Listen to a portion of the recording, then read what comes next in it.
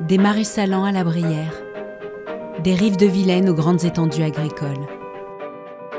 Le territoire de Cap-Atlantique s'étend sur 15 communes. Son cadre de vie en fait une destination attractive. La population de 72 000 habitants est multipliée par 5 en période estivale. C'est aussi un territoire singulier façonné par l'homme, à l'identité maritime et rurale reconnue. L'agriculture, la saliculture, la pêche et la conchiliculture contribuent à l'authenticité et au développement économique de la presqu'île de Guérande.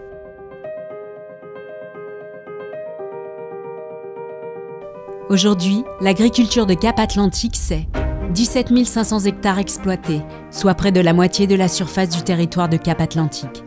600 agriculteurs et salariés agricoles, plus de 200 exploitations familiales. Près d'une exploitation sur 2 est laitière. Des productions diversifiées vendues localement et présentes sur les marchés. Depuis une quarantaine d'années, l'agriculture du littoral tente de résister face à la concurrence des autres usages du foncier. Les agriculteurs sont partagés entre la résignation et une volonté de se battre pour rester. Des terres exploitées, de nombreuses exploitations agricoles ont disparu sur le littoral. Pour quelles raisons? Le développement de l'urbanisation? L'utilisation de 2000 hectares de terres agricoles pour le loisir? Les réticences de certains propriétaires de louer leurs terres à des agriculteurs? La présence de 1100 hectares de friches, soit l'équivalent de surface d'une commune comme Piriac-sur-Mer? C'est probablement un peu de tout cela. Alors comment redonner un avenir à l'agriculture littorale? Le département de Loire-Atlantique, Cap-Atlantique, ses communes et la profession agricole ont réfléchi ensemble aux meilleurs moyens de soutenir et de redynamiser l'agriculture littorale. Il fallait installer des jeunes et agir prioritairement sur le foncier. Le péan est apparu l'outil le plus pertinent pour atteindre cet objectif. Alors le péan, c'est d'abord un périmètre de protection des espaces agricoles, naturels et périurbains. Un outil très protecteur, un des outils les plus protecteurs en France. Mais avant tout, d'un outil, c'est avant tout un projet politique pour un territoire dont les maires sont en première ligne. Et sur ce péan, nous avons 4 communes qui ont porté ce projet politique. Bas-sur-Mer, Guérande, La Turballe, Piriac, 2400 hectares, un peu plus de 2400 hectares. Et nous travaillons bien entendu avec l'intercommunalité de référence Cap-Atlantique, le monde agricole évidemment avec la Chambre d'agriculture, l'idée étant de protéger le foncier avec un droit de préemption qui est institué par cet outil péan et puis un programme d'action volontaire pour installer, redynamiser l'agriculture, promouvoir les productions locales et les circuits courts. Et tout ça évidemment avec un appui de l'État qui a été précieux sur un territoire très protégé au niveau naturaliste, au niveau littoral. Grâce à l'État, nous avons pu, et l'ensemble des acteurs, mettre en place un projet politique fondamental pour que l'agriculture littorale revienne ici sur ce territoire. Alors le péan, c'est l'outil que la profession attendait depuis un certain nombre d'années, compte tenu du fait que le foncier est quelque chose de très prisé sur le coteau guérandais et avec des usages qui sont convoités par d'autres secteurs d'activité comme les loisirs en particulier ou l'urbanisation, même si elle a été relativement limitée avec les différentes protections du site classé. Les exploitants sont soutenus dans leur projet aujourd'hui par la commission installation-transmission qui fait partie donc du péan et qui est gérée par la profession agricole, et c'est elle qui assure le suivi des exploitants qui sont en projet ici sur des projets d'installation ou de développement. Donc ma mission consiste à solliciter les propriétaires pour qu'ils acceptent de louer leurs parcelles auprès des exploitants. Cette démarche, elle est aussi possible dans le cadre des aménagements fonciers en cours portés par le département. Certaines parcelles nécessitent des travaux de défrichage. Après avoir eu l'accord des propriétaires, on établit un cahier des charges en lien avec les associations environnementales pour tenir compte des enjeux de biodiversité. Le littoral de Cap-Atlantique est soumis à des réglementations complexes sur le bâti. J'accompagne les jeunes exploitants pour qu'ils puissent déposer leur permis de construire dans les meilleures conditions.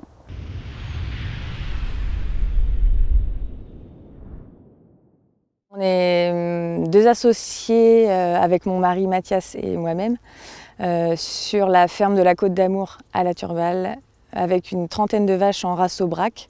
On est en conversion bio et avec une surface de terre de 70 hectares. Alors la Chambre d'agriculture nous a proposé en fait ces terres qui étaient donc dans la zone de Péan. Et c'est vrai que nous, ça nous a quand même assez emballé de pouvoir venir s'installer sur un endroit où il y avait tout à créer. Le siège d'exploitation pouvait du coup être à notre image. Actuellement, on a 300 propriétaires. Donc le but, en fait, ça serait de pouvoir regrouper toutes ces petites parcelles au même endroit. On aimerait construire en fait notre siège d'exploitation juste derrière. Le département et Cap Atlantique nous aident sur le plan réglementaire, financier et technique. Actuellement, de s'installer, c'est quand même un parcours du combattant, donc c'est quand même assez agréable de pouvoir se sentir épaulé.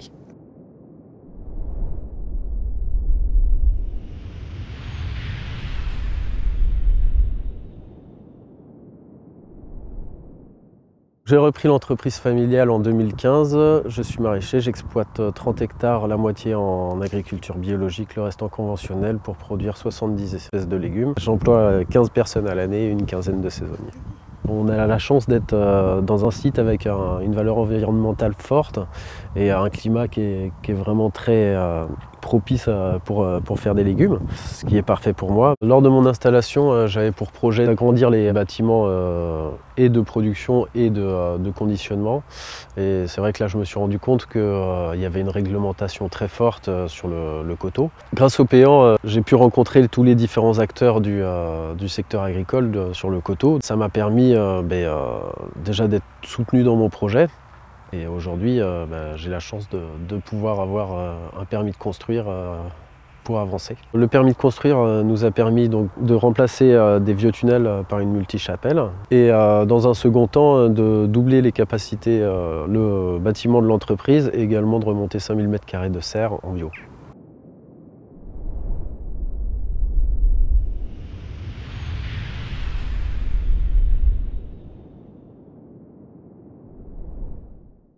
On est ici sur la ferme du Gaec des Racines. On exploite 162 hectares, associé avec mes parents depuis 2009. Et on élève 85 vaches laitières pour produire 750 000 litres de lait.